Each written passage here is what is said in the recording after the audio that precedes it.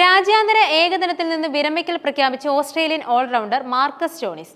ICC Champions Trophy തുടങ്ങാൻ 15 ദിവസം മാത്രം ശേഷിക്കെയാണ് സീനിയർ താരത്തിന്റെ അപ്രതീക്ഷിത പ്രഖ്യാപനം. 2015-ൽ ഓസ്ട്രേലിയയുടെ 5ാം ഏകദിന ലോകകപ്പ് വിജയത്തിന് തൊട്ടു പിന്നാലെയാണ് സ്റ്റോയിനിസ് ഏകദിന ഫോർമാറ്റിൽ അരങ്ങേറ്റം കുറിച്ചത്. 71 മത്സരങ്ങളിൽ ടീമിനെ പ്രതിനിധീകരിച്ച സ്റ്റോയിനിസ് 26.7 ശരാശരിയിൽ 1495 റൺസും 48 വിക്കറ്റുകളും നേടി. സമീപകാലത്തായി ഗ്ലെൻ മാക്സ്വെലിനും മിച്ചൽ മാർഷിനുമൊപ്പം മധ്യനിരയിൽ ഓസ്ട്രേലിയയുടെ കരുത്തായിരുന്നു സ്റ്റോയിനിസ്.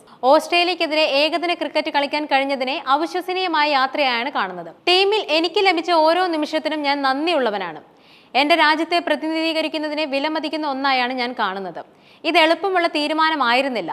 പക്ഷേ ഏകദിനങ്ങളിൽ നിന്ന് മാറി എന്റെ കരിയറിലെ അടുത്ത അധ്യായത്തിൽ പൂർണ്ണമായും ശ്രദ്ധ കേന്ദ്രീകരിക്കാനുള്ള ശരിയായ സമയമാണിതെന്നും ഞാൻ വിശ്വസിക്കുന്നു. കോച്ച് ആൻഡ്രൂ മക്ഡൊണാൾഡുമായി എനിക്ക് നല്ല ബന്ധമാണുള്ളത്.